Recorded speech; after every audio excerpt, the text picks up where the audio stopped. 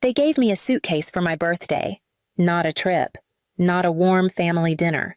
A suitcase, and then my father said, "You can pack tonight and be gone by morning." I just stood there, hands still on the bow, blinking at the gift, like I hadn't understood it right. My mother smiled, not cruelly, not kindly either. Just, like this had already been decided. My sister giggled. I think that's what broke me more than anything, how easy it was for them. Earlier that day, I had stopped by the grocery store and picked up a small chocolate cake. Nothing fancy. Just something I could put on the table and pretend we were still a family that remembered things like birthdays. I placed it down gently between the place settings when I walked in. No one even looked at it. Now we were at the table and they had handed me a box that wasn't a gift, but an eviction wrapped in ribbon. They didn't raise their voices, they didn't explain, and I didn't argue, I just said, "Okay," but I didn't understand yet, not fully, that this wasn't about money or space or attitude. This was about something far colder. They had stopped seeing me as family long before they asked me to leave. And I was the last to realize it. I didn't always live like a guest in my own family. Just 2 years earlier, I had my own little apartment, nothing fancy, just a one-bedroom tucked above a nail salon near the bus line. The walls were thin, the carpet was old, and the hot water was temperamental, but it was mine. Rented, yes, but I paid every cent on time. I packed my lunches, reused, coffee filters, bought secondhand, everything. My old Honda Civic was held together with prayer and duct tape, but it still got me to work and back. I was building something slowly, quietly. I had this dream that one day I'd buy a home. Nothing big, just a place with a small kitchen window and a lock that only I had the key to. That was the picture in my head every time I said no to dinner out or deleted an item from my online cart. My little sister Lily lived like she was on a different planet, 6 years younger and somehow light years ahead in designer handbags and vacation photos.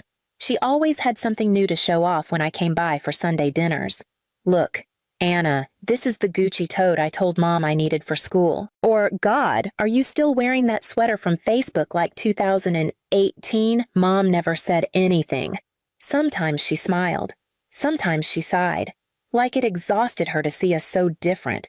I thought maybe it was just a phase, that if I kept showing up, kept helping out, kept being the steady one, someone would eventually say, "We see you, we're proud of you."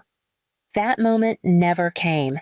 Instead, it was a Sunday. I remember because the pot roast was in the oven and Dad had that look, the one he wore when something uncomfortable was coming. "We need to talk to you," he said, not looking up. Mom folded her napkin tighter than usual. "Your father lost his job. They cut the entire department." I told them I was sorry. I meant it, but even as I said it, I could feel the air changing. "There's the mortgage," she said, "utilities, Lily's tuition," and then they looked at me, all three of them. "Would you consider moving back home?" my mother asked. "Just for a little while to help us through this." I didn't answer right away, because somewhere in the back of my mind a voice whispered, "If you go back, you may never come back out." Not because I wanted to, not because it made financial sense, but because I looked at my mother's red-rimmed eyes, my father's slumped shoulders, and Lily's quiet, uncharacteristic stillness.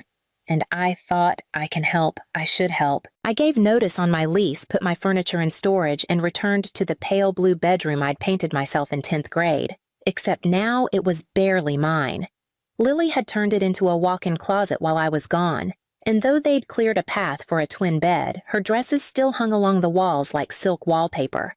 That first night back, I lay awake staring at the ceiling, trying to believe my father when he said, "Just until I get back on my feet." I told myself it was temporary. That family means showing up even when it's hard. I set up a monthly transfer of $1,800 to my mother's account. Tuition mortgage bills. I never asked what exactly it went to. I only knew it disappeared fast and no one ever said thank you. At first things were okay. Mom made my favorite chicken pot pie. Dad called me his rock. Lily even asked how work was going once, but gratitude fades fast in houses where roles are fixed. By month 3, Dad had a new job. Less pay, longer commute. But it was something I waited for the conversation, the one where they'd say, "You've done enough. Start looking for your place again." Instead, Mom said, "Your father's salary isn't what we hoped." Just a little while longer, sweetheart. And I nodded, swallowing the urge to ask, how much longer? How much of me do you need? Things shifted after that. Subtly at first, my baths became wasteful. My presence at dinner was tense. Lasagna nights, once my comfort food were replaced with stir-fry, then quinoa bowls, then whatever Lily wanted that week. Groceries started including snack packs I never touched. My shampoo disappeared faster than I could replace it. Dad asked for gas money. Mom needed a quick 100 for her hair appointment because her card was acting up. The money never came back, and Lily, sweet, helpless.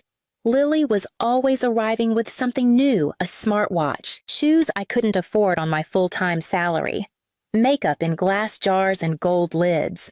Where's all this coming from? I asked one day. Not accusing, just confused. She rolled her eyes. Mind your business. Just because you live like a pauper doesn't mean the rest of us have to. I should have pressed harder, but I didn't. Because at that point, I still believed that if I kept giving, they'd remember who I was. Instead, I started to disappear. Not all at once. Just quietly, the way footprints vanish in falling snow.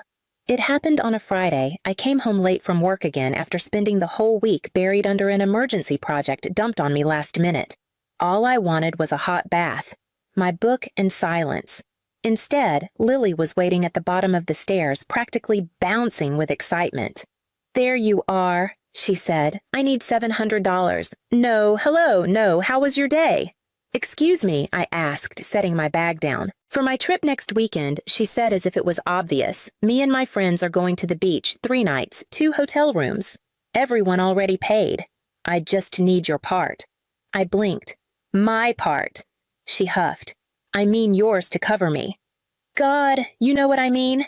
Something inside me cracked. You think I have $700 just lying around, I said, keeping my voice low.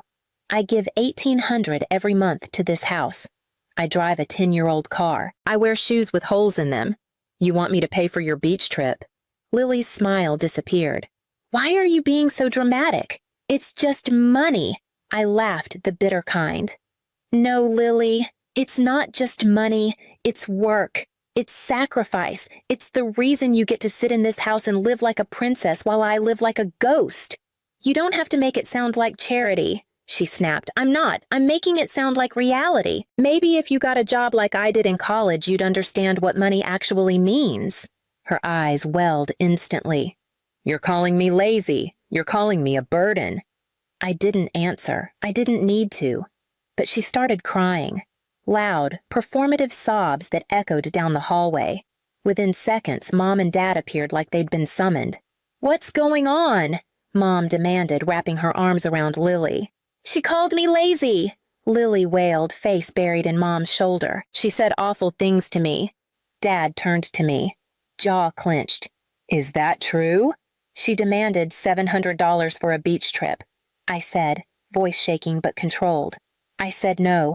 That's it? And you told her to get a job? Mom asked coldly. I told her the truth.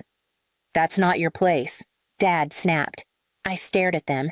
Your house is running on my paycheck. I think I've earned the right to say something. And then Mom said it, the thing I'll never forget. There it is, she hissed. Every time we ask you for anything, you throw your money in our faces. I looked from one to the other. Their anger. Lily's smug, wet eyes behind her hands.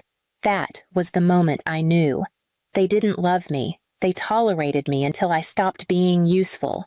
I walked away without another word, shut my bedroom door and sat on the bed I'd bought 10 years ago with a student stipend. I didn't cry. I didn't yell. I just saw everything for what it was. And then came the next day, my 27th birthday.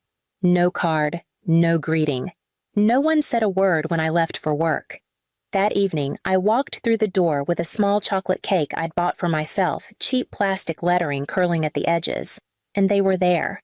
All 3 of them sitting at the dining table, dressed nicely. A big box wrapped with a bow sat in the center. Mom smiled. The birthday girl. She said I set the cake down. What's that? Dad pushed the box toward me. Your gift. I opened it slowly. Inside was a brand new suitcase. Sleek, expensive. Too clean. Wow, I said, confused. Are we going somewhere? They laughed, not warm. Laughter, not even cruel, just like I was the last one to get the joke. "You are," Dad said. Mom leaned forward. "Pack your things. You're leaving tomorrow." I didn't speak a word after that. Not when they told me I was no longer needed. Not when Lily smiled across the table like she'd just won. Not even when I heard them downstairs later that night laughing, probably eating the cake I'd bought for myself. I lay awake in the same twin bed I'd once dreamed in as a girl, staring at the ceiling, counting the cracks in the plaster like a prayer. At sunrise, I packed. The new suitcase they gave me held everything that still felt like mine. A few clothes work files, a second-hand laptop, and a photo of me at 18, holding my first paycheck with both hands, smiling like I thought hard work would always be enough. They were still asleep when I called the Uber. I didn't leave a note, just walked out the door and shut it gently behind me. I figured they wouldn't notice I was gone until they needed the next transfer. I stayed at a hostel that week. Bunk beds, shared bathrooms, a hallway that smelled like Lysol and burnt toast, but I could breathe. And after 2 nights of breathing, I texted Carol. Carol was my coworker, late 50s, sharp tongue, soft heart. She was the kind of woman who called everyone kid, wore thick eyeliner, and always had hard candy in her desk drawer. She didn't ask for details, just sent back, "Come by. We'll talk. I've got coffee and a couch." At her apartment, I cried for the first time. Not the kind of sobbing that rips your chest open. Just quiet, tears, slow and clean like a faucet, finally unstuck. Carol poured me coffee, handed me a blanket, and said, "You don't owe them your life, just because they gave you one." A week later, I found a studio apartment. Tiny, peeling linoleum. But the lease was in my name. The keys jingled in my hand like proof I still existed. I bought everything secondhand, a mattress, a desk, a single lamp with a crooked shade. Every item I placed in that room felt like a reclaiming. No one screamed through the walls. No one knocked unless it mattered, and no one told me I took up too much space. I made my first cup of tea and drank it standing up barefoot on cold tile, smiling like it was the best thing I'd tasted in years. 6 months passed. I didn't hear from them. Not a text, not an email, not even a fake birthday card sent late to pretend they forgot. And honestly, I was fine with that. I spent my time working late, taking on extra projects, rebuilding the savings account they had drained for 2 years. Without that $1, $800 disappearing each month, my balance grew faster than I expected. I didn't splurge. I still packed my lunches and washed dishes by hand. But now I chose that life. No one demanded it of me. That made all the difference. Then one afternoon my phone rang, an unknown number. I almost let it go to voicemail. I wish I had. "Hello, Anna. It's Mom." I froze. Her voice had that syrupy tone she used when she wanted something soft, sweet, practiced. "We need to talk," she said. "Can you come by the house?" "No," I said flatly. "Say whatever you need now." There was a pause, then a deep sigh. "Your father lost his job again. They had another round of layoffs. Things have been difficult." I said nothing. "We've fallen behind on payments," she continued. "The bank's talking foreclosure. We don't know what to do." I could feel it coming like a storm already forming on the horizon. "We're asking you to come back. Just for a while. Help with the bills again." Like before I laughed, I couldn't help it. The audacity was almost impressive. "You kicked me out," I said on my birthday, after taking my money for months while lying about your situation. "We were under pressure," she said quickly. "You know your father. He says things he doesn't mean." "No," I said calmly. "I'm not coming back. Not now. Not ever." "You're our daughter," she said, voice tightening. "You should have thought about that before you treated me like an ATM with a birth certificate." I hung up. Over the next few days, the calls increased, new numbers, desperate texts. Even a voicemail from Lily saying, "I miss you. We need you." Then came the email from a lawyer, a real one I checked. The message was short but threatening. "Our clients are demanding restitution in the amount of $24,000 for unpaid room and board over 2 years at $1,000 per month." I almost laughed again, but this time I didn't just shake my head. I called James. James didn't waste time. He drafted a letter that same day. It was formal, professional, and devastating. He outlined the $43,200 I'd transferred over 24 months with bank records attached. He noted I'd lived in a half-converted closet, paid all bills without contractual obligation, and had been evicted without notice. His final paragraph sealed it. If your clients wish to pursue this matter further, we are prepared to counterclaim for the full amount of $43,200 plus legal fees and emotional damages. 3 days later, their lawyer replied with one line, "My clients have chosen not to proceed at this time. I thought that would be the end of it." But then 2 weeks later, I walked into my local bank to set up an auto transfer for my new savings plan and saw them. My mother and Lily seated at a loan officer's desk. They were dressed well, too well. Lily had on a blazer that probably cost more than my first month's rent. Mom wore pearls. Both were leaning in close to the banker, whispering with urgency. I almost turned around, but something in me said, "No, stay." I stepped to the back of the line, quiet, invisible, but I could hear everything. "We're just looking to refinance," Mom said smoothly. "There's no one else we can ask for help." The banker frowned. "No family support at all." She shook her head.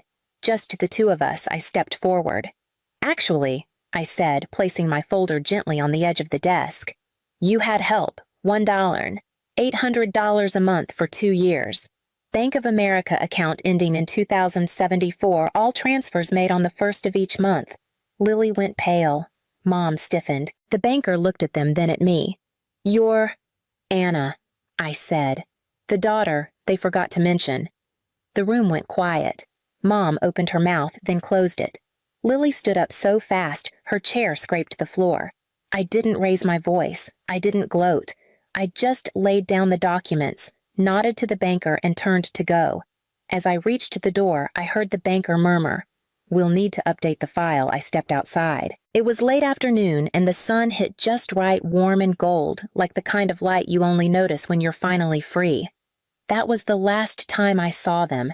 No more calls, no more emails, just silence, the clean kind, the kind you earn. 1 year later, I signed the papers for my first home, not a mansion, not a dream house, just a narrow little townhouse tucked near the edge of an older neighborhood, creaky steps, crooked mailbox weeds growing through the cracks in the driveway. It was perfect. The keys felt heavier than I expected. Maybe it was the weight of what they meant. This time, I was the only name on the deed. No co-signers, no conditions, no one else holding the door open just to push me through it later. I called Carol first. She showed up with housewarming coffee and a box of lemon muffins. We stood in my tiny kitchen while she inspected the cabinets like a building inspector and said, "It's not fancy, but it's yours." "That's the difference," I smiled. "It really is." Work had gotten better, too. James referred me to a new client, and I'd picked up side projects that gave me just enough extra to breathe. I wasn't rich, but I wasn't scared either. For the first time, I didn't feel like I was chasing survival. I was building something. Every now and then, a relative would mention my parents, how things were rough, how they were behind on Lily's last tuition payment, how the house might go into foreclosure. I didn't react. Not out of bitterness, just disinterest. Like hearing news about strangers from a town you moved away from long ago. I didn't hate them. I simply no longer belonged to them. I had unhooked myself from the idea that blood is a life sentence. Now when I walk through my front door, I don't brace myself. I don't listen for footsteps, don't flinch at raised voices. The silence here is mine, and it's kind. Sometimes I still think about the suitcase. I keep it in my closet, not as a reminder of how they pushed me out, but of how I walked away. I thought I lost everything that day, but what I really lost was the illusion that I was ever loved for who I was. And in its place, I found something better. A home, a boundary, a voice, and finally a life that belongs only to me. Sometimes I wonder if they ever tell people about me, if they say I moved away, if they claim we grew apart, if they sit around the dinner table 2 forks instead of 3, pretending nothing is missing. I imagine Lily still complaining about her professors still taking up more space than she needs. I picture my mother staring at bills she can't quite pay, sighing dramatically into her teacup saying, "It used to be easier when Anna helped," but never saying what really happened, never saying who they chose to push out and why. And I don't need them to confess. I don't want an apology because I never disappeared. I paid the mortgage. I covered the tuition. I kept the lights on when they wouldn't even look me in the eye. I was there every month, every meal, every quiet sacrifice. They just pretended not to see me. Now I don't speak their names, but I leave proof behind, the suitcase still in my closet, the emails archived unanswered. The house I bought mine and fully paid. So if anyone ever asks what happened to the older daughter, the quiet one, the steady one, they'll have to choose. Keep lying or finally admit they lost the only person who ever showed up when it mattered. Because I didn't vanish, I was erased, and now I live beyond the margins where no one can touch me again.